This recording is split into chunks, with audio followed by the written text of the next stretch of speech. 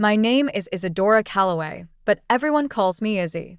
I've spent my life chasing flavors and writing about them, turning my mother's passion for food into a career that would have made her proud. Little did I know that my greatest challenge wouldn't come from a bitter herb or an overcooked steak, but from the family I married into.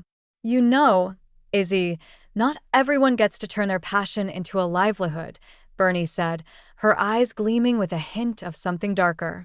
It must be nice to have all this success, and to share it with family. I forced a smile, my fork hovering over the perfectly seared scallop on my plate. We were seated at the trendiest new restaurant in town, a place I was supposed to be reviewing. Instead, I found myself navigating the minefield of my mother-in-law's backhanded compliments. "I'm very fortunate," I replied, keeping my tone neutral. "My mother always said that food brings people together. I like to think I'm carrying on her legacy." Thatch, my husband, squeezed my hand under the table. "And you're doing a fantastic job, honey." "Mom, you should read Izzy's latest review. It's brilliant." Bernie's smile tightened. "Oh, I'm sure it is." Thatcher always did have excellent taste. I caught the double meaning in her words, a familiar twist of the knife that I'd grown accustomed to over the past year of marriage. Across the table, Eldon, my father-in-law, remained silent, his attention fixed on the wine list. "So, Izzy," Bernie continued, leaning forward conspiratorially, "I was thinking, with your connections in the food world, surely you could help Eldon and me get a reservation at Le Petit Cho? It's impossible to get in, but I'm sure they'd make an exception for family." I felt my jaw clench. "I'm sorry, Bernie, but I make it a point never to use my position for personal favors. It wouldn't be ethical." "Oh, come now," she laughed, waving her hand dismissively. "What's the point of success if you can't help out the people closest to you?" Thatch cleared his throat. "Mom, Izzy's right. Her integrity is important to her career." Of course," Bernie backpedaled, but the glint in her eye told me this wouldn't be the last I heard of it. As the evening wore on, I found myself increasingly on edge.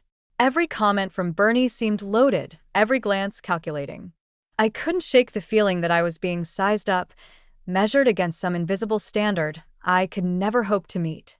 "Tell me, Izzy," Bernie said as dessert arrived, "how did your mother feel about you marrying our Thatcher? I'm sure she must have been thrilled to see her daughter so well settled." The question hit me like a sucker punch. My mother had passed away long before I met Thatch, a fact Bernie knew all too well. "I think she would have been happy to see me happy." I managed my voice tight. Thatch jumped in, his voice overly cheerful. "Hey, why don't we talk about something else? Dad, didn't you mention a new golf club you were trying out?" But the damage was done. As we left the restaurant, Bernie's parting words echoed in my ears. "We must do this again soon, darling. After all, we're family now." On the drive home, Thatch reached for my hand. "I'm sorry about my mom. You know how she can be." I nodded, not trusting myself to speak. The truth was, I didn't know how Bernie could be. Not really. But I was beginning to suspect that the charming, supportive in-laws I thought I'd married into were nothing more than an illusion. As we pulled into our driveway, I made a silent promise to myself. I would navigate this family dynamic, protect my career, and honor my mother's memory. But I couldn't shake the feeling that I was stepping onto a battlefield I hadn't even known existed. Little did I know, this was just the beginning. The subtle jabs, the veiled insults, the constant pressure, it was all leading somewhere. And I had a sinking feeling that before long, I'd be forced to choose between the family I'd married into and the life I'd worked so hard to build. The weeks following that tense dinner flew by in a whirlwind of deadlines and restaurant openings. I threw myself into my work, grateful for the distraction from the nagging doubts about my in-laws. Thatch, ever the charmer, seemed determined to make up for his mother's behavior with grand gestures and surprise date nights. It was on one of these nights, as we strolled along the riverfront after a cozy dinner at our favorite bistro, that Thatch suddenly dropped to one knee. My heart leapt into my throat as he pulled out a small velvet box. "Izzy," he said, his voice trembling slightly, "you've brought so much flavor to my life. Will you marry me?" The ring was simple but elegant, nothing like the gaudy rocks Bernie favored. It was perfect, I said yes through tears of joy, truly believing at that moment that our love could overcome any obstacle. The wedding was a small affair, much to Bernie's barely concealed disappointment. "Are you sure you don't want something grander?" she'd asked, eyeing the modest venue we'd chosen. But Thatch had backed me up, insisting that this was exactly what we wanted. As we settled into married life, I found myself noticing little quirks about Thatch I'd overlooked before. The way he'd leave his wet towels on the bed, or how he'd conveniently forget to pick up groceries on his way home. Small annoyances, really, but they began to stack up. "Honey," I said one evening, trying to keep the frustration out of my voice, "could you please remember to put your dishes in the dishwasher? I'm not your maid." Thatch looked up from his phone, surprise evident on his face. "Oh, sorry, babe. I didn't even notice. Mom, always." He trailed off, but the damage was done. Of course, Bernie had always cleaned up after him. I bit back a retort, reminding myself that marriage was about compromise and growth. Despite these minor hiccups, I was hopeful about our future. Thatch was supportive of my career, always eager to hear about my latest reviews, and even offering to proofread my articles.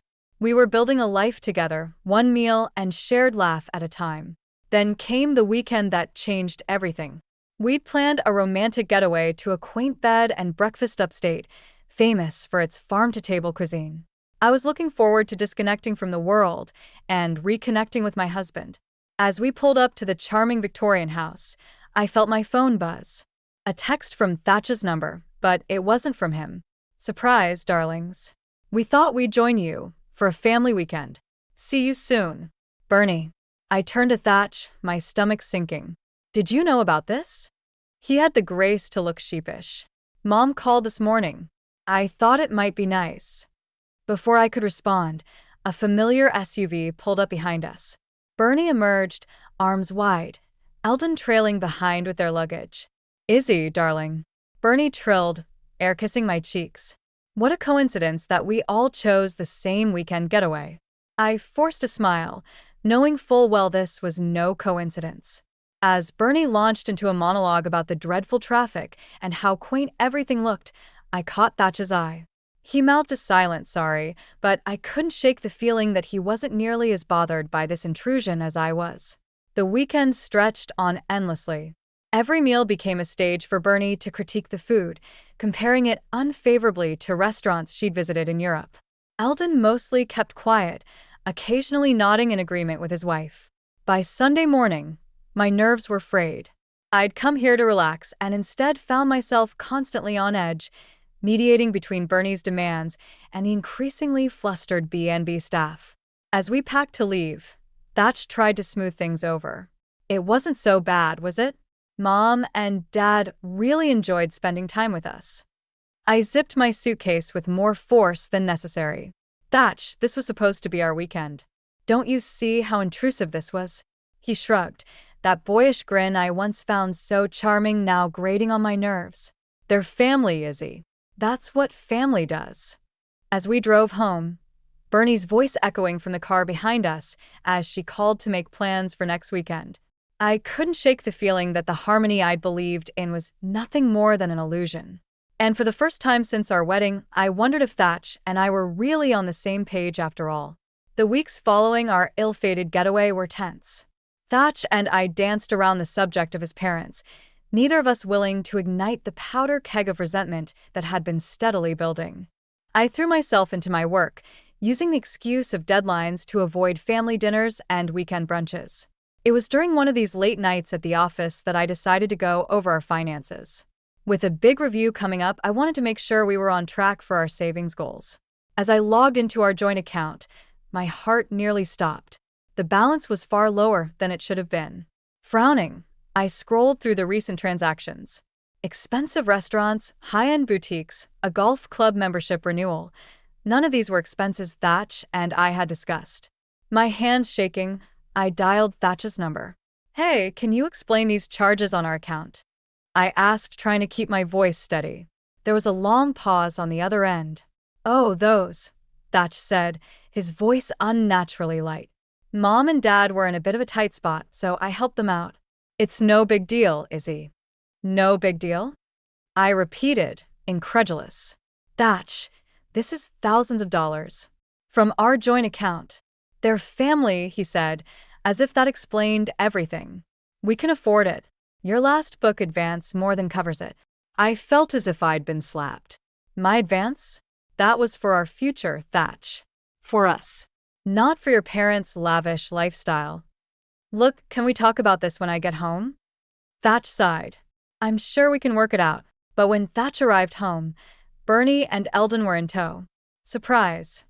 Bernie trilled, waltzing into our living room like she owned the place. We thought we'd treat you to dinner to thank you for your generosity. I shot Thatch a look of disbelief, but he just shrugged helplessly. Dinner was a tense affair. Bernie regaled us with tales of her latest shopping spree and Eldon's new set of golf clubs, each word like a dagger to my heart. I pushed my food around the plate, appetite gone. Izzy, darling, you've barely touched your food, Bernie noted, her tone dripping with faux concern.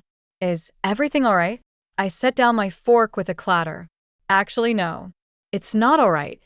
I just found out that my hard-earned money is being used to finance your lifestyle without my knowledge or consent.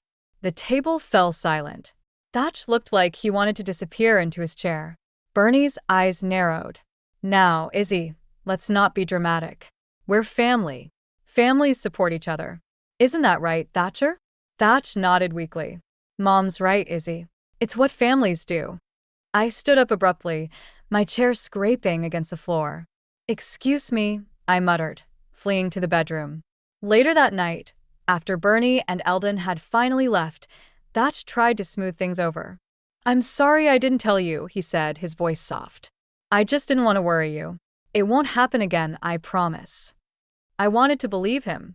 I desperately wanted to believe that this was just a misunderstanding, that we could move past it.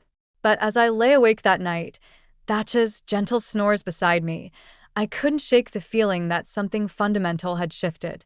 The next morning, I woke up early and made my way to the kitchen. As I sipped my coffee, staring out at the dawning sky, I thought about my mother. What would Vivian Calloway say if she could see me now? Trust your instincts, Izzy girl. I could almost hear her say. You've got good taste in food and in life. Don't let anyone spoil that. With a heavy heart, I realized that the cracks in the foundation of my marriage weren't just cracks anymore. They were chasms, widening with each passing day. And for the first time, I allowed myself to wonder if they were too wide to bridge. As I heard Thatch stirring in the bedroom, I steeled myself for the conversation to come. It was time to face the truth, no matter how unpalatable it might be. The illusion of harmony had shattered, and I was left to pick up the pieces of the life I thought I knew. The weeks following the financial revelation were a delicate dance of forced smiles and tense silences. Thatch made a show of being more attentive, bringing me flowers and suggesting date nights. But the trust that had been broken wasn't so easily repaired. I threw myself into planning a much-needed getaway. A quaint coastal town was hosting a seafood festival, and I'd been invited to be a guest judge.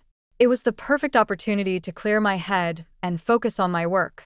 I've booked us a charming little bed and breakfast, I told Thatch over dinner. Just us, the ocean, and some of the best seafood on the coast. No distractions. Thatch's face lit up. Sounds perfect, Izzy. I can't wait. For a moment, I felt a flicker of hope.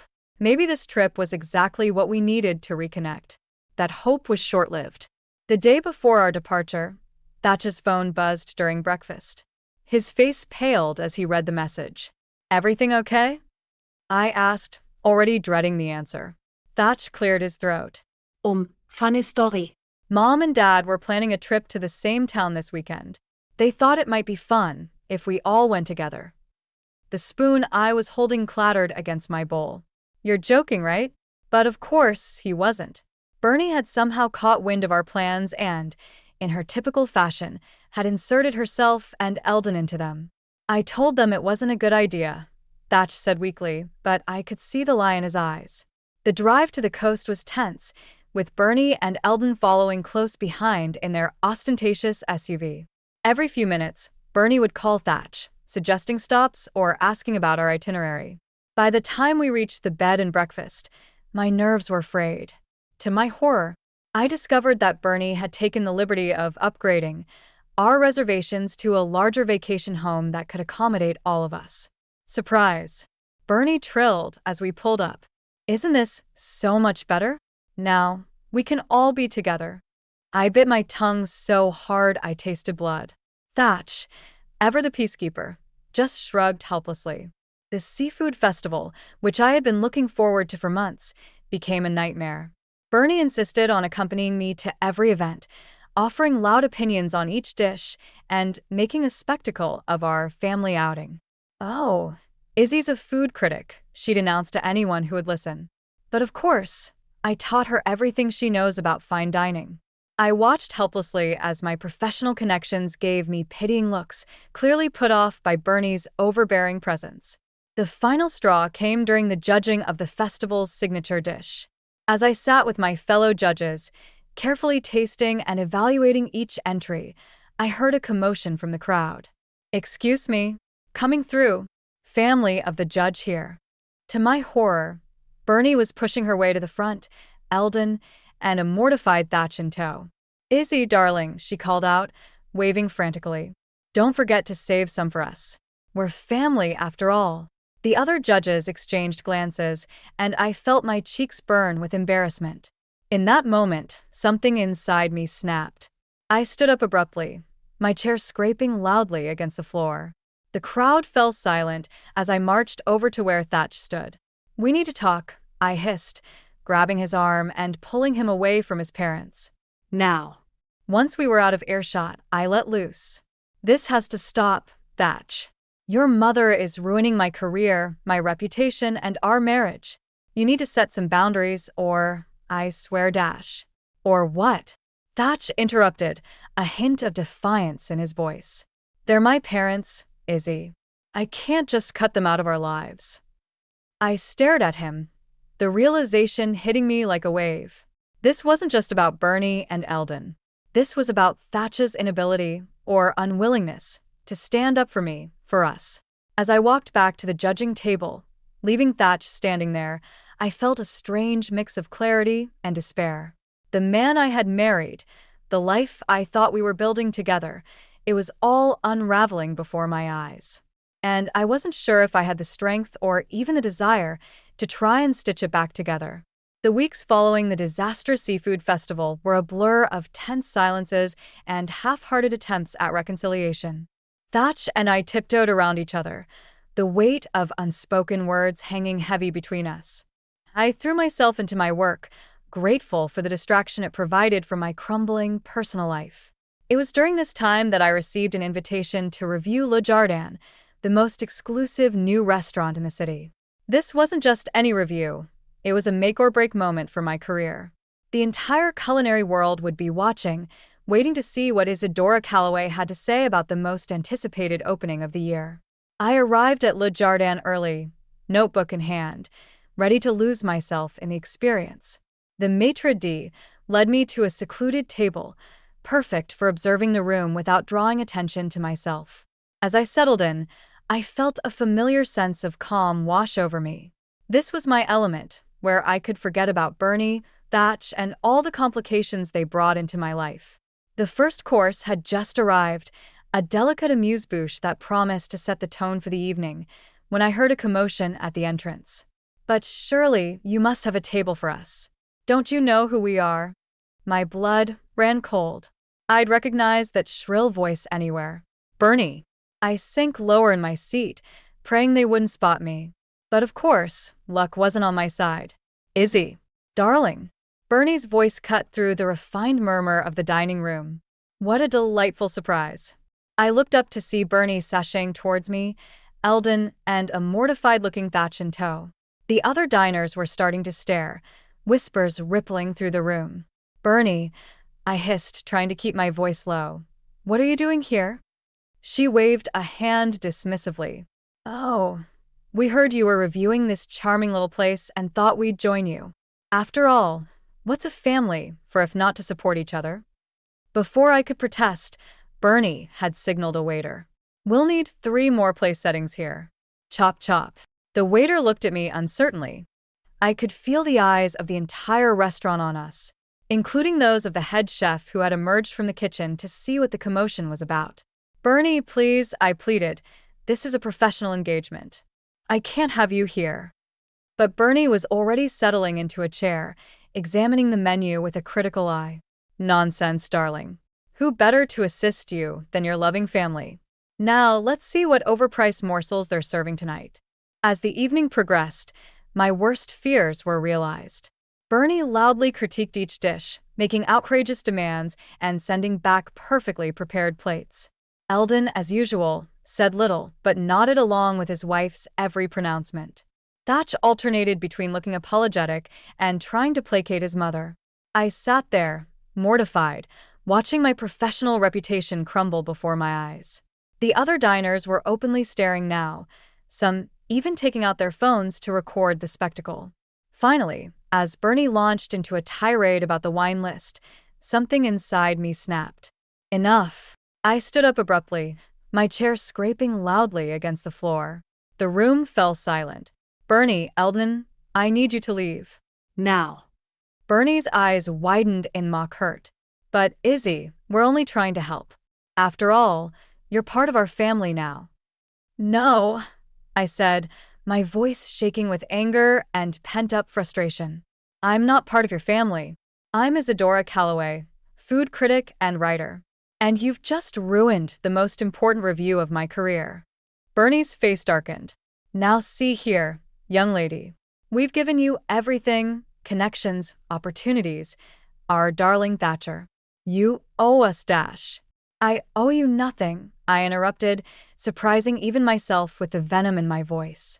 "Thatch, I'm sorry, but if you can't see what's happening here, then maybe we need to reevaluate more than just this evening." With that, I grabbed my purse and stormed out of the restaurant, leaving behind a stunned silence. As the cool night air hit my face, I felt a strange mix of despair and liberation. I had no idea what would happen next, but I knew one thing for certain. Things could never go back to the way they were. The aftermath of the Le Jardin disaster was swift and merciless. My inbox overflowed with concerned emails from editors and fellow critics, while social media buzzed with gossip about the Calloway family meltdown. I'd become a spectacle, my carefully cultivated reputation tarnished by one disastrous evening.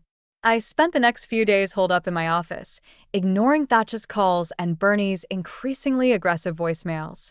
The weight of everything, the manipulation, the betrayal, the constant undermining of my career, pressed down on me, threatening to suffocate me. It was on the third day of my self-imposed exile that Thatch finally cornered me. He stood in the doorway of my office, his usually charming smile replaced by a look of desperation. "Izzy, we need to talk," he said, his voice soft but insistent. I looked up from my laptop, feeling a mix of anger and exhaustion. "I think we're well past talking, Thatch." He stepped into the room, closing the door behind him. "Please, just hear me out. What happened at Le Jardin? It wasn't supposed to go like that. Mom just wanted to dash." "To what?" I interrupted, my voice sharp. "To humiliate me? To sabotage my career? Or just to remind me once again that in your family's eyes, I'll never be good enough?" Thatch's face fell. "That's not true, Izzy. They love you. We all do." I laughed bitterly. "Love? Is that what you call it? Because from where I'm standing, it looks a lot like control." There was a long pause, the tension in the room palpable. Finally, Thatch spoke, his voice barely above a whisper. "Mom, She's always been involved in my life. in all our lives, she just wants what's best for us." And there it was, the admission I'd been waiting for, dreading, and somehow expecting all at once. "What's best for us?" I repeated, my voice trembling with anger. Was it best for us when she manipulated our wedding plans? When she crashed our honeymoon? When she undermined every decision we've made as a couple? Thatch looked away, unable to meet my gaze. "She means well, Izzy. She's just protective." "Protective?" I stood up, my chair scraping against the floor. "Thatch, she's destroying us. Can't you see that?" He remained silent, and in that silence, I found my answer. "You know what?" I said, a strange calm settling over me. I think I finally understand. It's not just about Bernie. It's about you, Thatch. You've never been able to stand up to her, to choose our marriage over her demands. Thatch's head snapped up, his eyes wide. That's not fair, Izzy. I love you. I chose you when I married you. I shook my head, feeling a mixture of sadness and relief. No, Thatch. You didn't choose me. You chose the idea of me, the version of a wife that fit into your mother's grand plan. But that's not who I am. It's not who I want to be. I moved past him, heading for the door. He reached out, grabbing my arm. Where are you going? I gently, but firmly removed his hand. I'm leaving, Thatch. I can't do this anymore. I won't be a pawn in Bernie's games, and I won't spend my life competing with your mother for your loyalty. Izzy, please, he pleaded, his voice cracking. We can fix this. I'll talk to Mom, I'll set boundaries. Just don't go. For a moment, I wavered. The love I still felt for him, the life we'd planned together, it all hung in the balance. But then I remembered my mother's words. Trust your instincts, Izzy girl. You've got good taste in food and in life. I took a deep breath, steeling myself for what I knew I had to do. I'm sorry, Thatch. But this isn't something you can fix with a conversation or a promise. This is about who we are fundamentally. And I've realized that who I am doesn't fit in your family's world. With that, I walked out of the office, out of our home, and into an uncertain future. As I stepped onto the street, I felt a strange mix of terror and exhilaration. For the first time in years, I was free from the suffocating expectations of the Whitmore family. I had no idea what came next, but I knew one thing for certain. Whatever it was, it would be on my own terms. And somehow, that thought tasted sweeter than any dish I'd ever reviewed. The weeks following my departure from Thatch and the Whitmore family were a blur of hotel rooms and sleepless nights. I threw myself into my work, desperate to salvage what was left of my career after the Le Jardin fiasco. But as I sat in front of my laptop, staring at the blinking cursor, I realized I had a unique opportunity. I'd always prided myself on my honest, no-holds-barred reviews. Why should this be any different? With trembling fingers, I began to type. In the world of haute cuisine, appearances can be deceiving. A beautifully plated dish might hide a bland interior, just as a seemingly perfect family can mask a toxic core. I poured my heart into the article, weaving my personal experience into a broader critique of the superficial, status-obsessed culture that Bernie and her ilk represented. I didn't name names, but anyone who knew the players would recognize the thinly veiled references. When I hit publish, I felt a mixture of terror and exhilaration. There was no going back now. The response was immediate and overwhelming. My inbox flooded with messages from readers who saw themselves in my words, who had struggled with overbearing in-laws or felt trapped in a world of keeping up appearances. But there were also angry missives from Bernie's friends, thinly veiled threats about ruining my career. I ignored them all, focusing instead on my next piece. This time, I took aim at the exclusive supper clubs and charity galas that Bernie had always lorded over me. I exposed the hollow philanthropy, the backroom deals, the way these events were less about doing good and more about being seen. With each article, I felt stronger, more like myself. The Izzy that my mother had raised, fierce, independent, unafraid to speak truth to power. It was after my third expose that I received a call from an unknown number. Izzy. Thatch's voice was hesitant, almost unrecognizable. We need to talk. We met at a small cafe, far from the upscale restaurants we used to frequent. Thatch looked haggard, his usually impeccable appearance disheveled. Your articles, he began, not meeting my eyes. They've caused quite a stir. I sipped my coffee, waiting. Mom's friends, they're not inviting her to events anymore. Dad's golf club membership has been revoked. They're saying it's all because of what you wrote. For a moment, I felt a pang of guilt. Then I remembered all the times Bernie had humiliated me, all the ways she had tried to control our lives.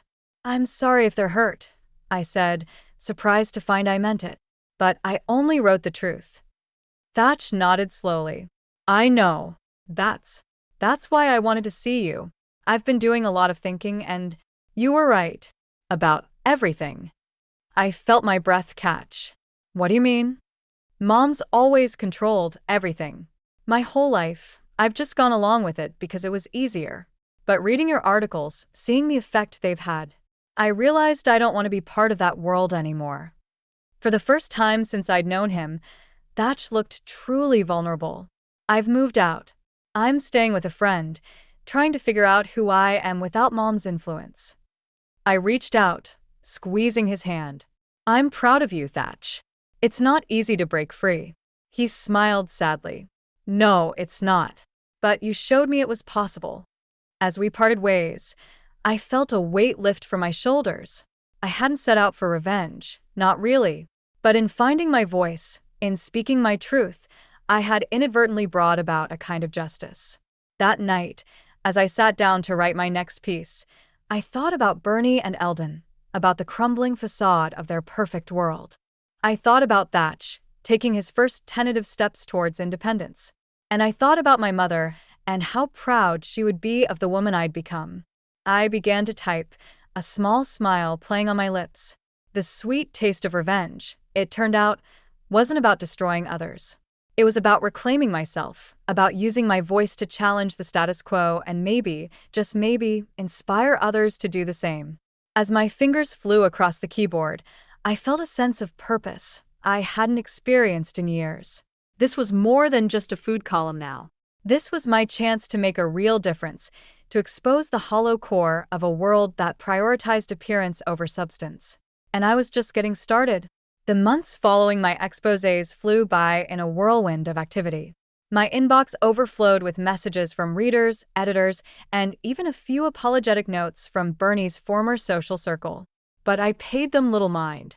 I was too busy pouring my heart and soul into a project that had been simmering in the back of my mind for years. My cookbook, Authentic Flavors, A Journey Through Life and Cuisine, was more than just a collection of recipes. It was a memoir, a tribute to my mother's teachings, and a manifesto for living life on one's own terms. Each recipe came with a story, some bitter, some sweet, but all undeniably mine. As I put the finishing touches on the manuscript, I couldn't help but reflect on how far I'd come. The Izzy who had timidly entered the Whitmore family's orbit seemed like a stranger now. In her place stood a woman who knew her worth, who refused to compromise her values for the sake of appearances. The day my advance copy arrived, I sat at my kitchen table, my own kitchen in my own apartment, and ran my fingers over the embossed cover. I thought of all the meals I'd shared with Thatch, with Bernie and Eldon, always trying to fit into their world. And then I thought of the simple, honest meals my mother used to make, filled with love and free from pretension. I opened the book to the dedication page. To Vivian Calloway, who taught me that the most important ingredient in any dish is authenticity. And to myself, for finally learning that lesson. As if on cue, my phone buzzed with a text from Thatch. We'd kept in sporadic contact over the past few months, each of us working on our own journey of self-discovery. Heard about the cookbook. Congratulations, Izzy. You deserve this success. I smiled, feeling a warmth that had nothing to do with resentment or bitterness. Thank you, I replied. How are you doing? Better, came his response. Started therapy, trying to figure out who I am without Mom's influence. It's hard, but it feels right. I'm proud of you. I texted back and I meant it. As I set my phone down, I realized that the anger and hurt that had driven me for so long had faded. In its place was a sense of peace, of coming home to myself. The next few weeks were a blur of book signings, interviews, and rave reviews. But the moment that stood out most came during a small, intimate launch party at my favorite local bistro. As I stood addressing the crowd of friends, colleagues, and food lovers, I caught sight of a familiar face in the back. Thatch stood there, a tentative smile on his face. Next to him was a woman I didn't recognize, but the way they leaned into each other spoke volumes. Our eyes met, and in that moment, I felt the last piece fall into place.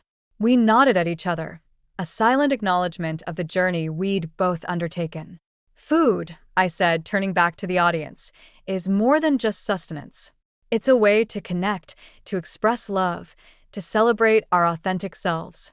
Each dish tells a story of tradition, of innovation, of the hands that prepared it and the hearts it nourishes. I raise my glass. Here's to authentic flavors, in our food and in our lives. May we always have the courage to seek them out, to savor them, and to share them with the world. As applause filled the room, I felt a profound sense of gratitude wash over me. For my mother's wisdom, for the hard lessons I'd learned, for the strength I'd found within myself.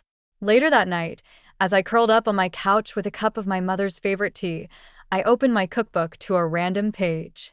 The recipe that greeted me was for a simple tomato soup, the first dish my mother had taught me to make. I smiled, remembering her words. Remember, Izzy girl, the secret to a good soup is letting the flavors speak for themselves. No need for fancy tricks or expensive ingredients. Just honesty and love. As I sipped my tea, I realized that I had finally created the recipe for my own life, one built on authenticity, self-respect, and the courage to stand up for what I believed in. And it tasted sweeter than any dish I'd ever critiqued.